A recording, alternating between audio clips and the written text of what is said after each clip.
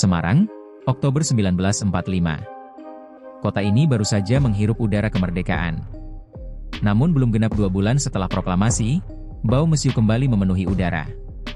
Inilah kisah pertempuran 5 hari di Semarang, salah satu babak penting dalam sejarah perjuangan mempertahankan kemerdekaan Indonesia.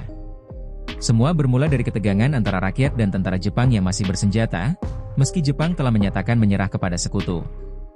Namun, di banyak kota, termasuk Semarang, mereka masih enggan menyerahkan senjata kepada rakyat dan Badan Keamanan Rakyat, BKR. Rakyat pun mulai resah. Menurut catatan dalam buku, Pertempuran 5 Hari di Semarang, Balai Kajian Sejarah dan Nilai Tradisional Yogyakarta, 1995, benih pertempuran ini muncul ketika pemuda dan BKR berusaha merebut gudang senjata di bekas tangsi Jepang di Jatingaleh dan Bojong. Tentara Jepang menolak, dan ketegangan pun meningkat. Titik balik datang pada 15 Oktober 1945. Kabar menyebar bahwa sumber air di Siranda diracuni oleh tentara Jepang. Seorang dokter muda, Dr. Karyadi, kepala laboratorium Rumah Sakit Purusara, memutuskan memeriksa kebenaran kabar itu. Namun, di tengah perjalanan menuju Siranda, tepat di Jalan Pandanaran, ia ditembak mati oleh pasukan Jepang. Catatan tentang peristiwa tragis ini tertulis dalam Dokumentasi Sejarah Pertempuran 5 Hari di Semarang, Departemen Pendidikan dan Kebudayaan, 1980, yang mencatat. Tindakan Dr. Karyadi bukan hanya langkah medis, melainkan simbol keberanian intelektual melawan penjajahan. Kematian Dr. Karyadi menjadi pemicu ledakan emosi. Rakyat, pemuda, dan anggota BKR serentak menyerang pos-pos Jepang di seluruh penjuru kota, Pandanaran, Simpang 5, Jatingaleh, hingga Bulu. Pertempuran pecah di jalan-jalan sempit dan gedung-gedung pemerintahan. Dalam arsip Museum Mandala Bakti Semarang, disebutkan bahwa bentrokan paling sengit terjadi di daerah Gedung PTT, Benteng Pendem, dan sekitar Tugu Muda saat ini.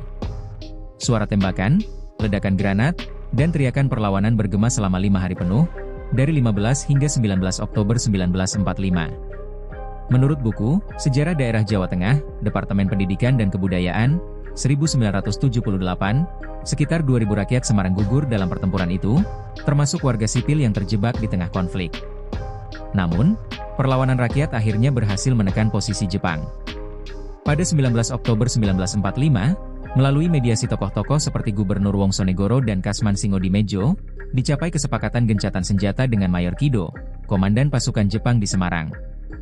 Dalam laporan Balai Pelestarian Nilai Budaya Yogyakarta, 2019, berjudul Pertempuran 5 Hari di Semarang, sebuah pendekatan biografis, karya Nurdianto dan Darto Harnoko, disebutkan bahwa pertempuran ini bukan sekadar konflik bersenjata, melainkan manifestasi dari semangat kemerdekaan yang belum genap seumur jagung. Pertempuran 5 Hari di Semarang juga menegaskan bahwa perjuangan mempertahankan kemerdekaan bukan hanya dilakukan oleh prajurit bersenjata.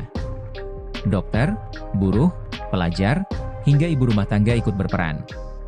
Nama Dr. Karyadi kemudian diabadikan sebagai nama rumah sakit terbesar di Jawa Tengah, RSUP Dr. Karyadi, sebagai penghormatan atas keberanian dan pengorbanannya. Kini, 8 dekade telah berlalu. Namun gema tembakan dan jeri perjuangan masih terasa di sekitar Tugu Muda, tempat para pejuang Semarang dimakamkan. Monumen itu menjadi pengingat bahwa kemerdekaan bukanlah hadiah, melainkan hasil dari darah, air mata, dan keberanian rakyat yang menolak tunduk.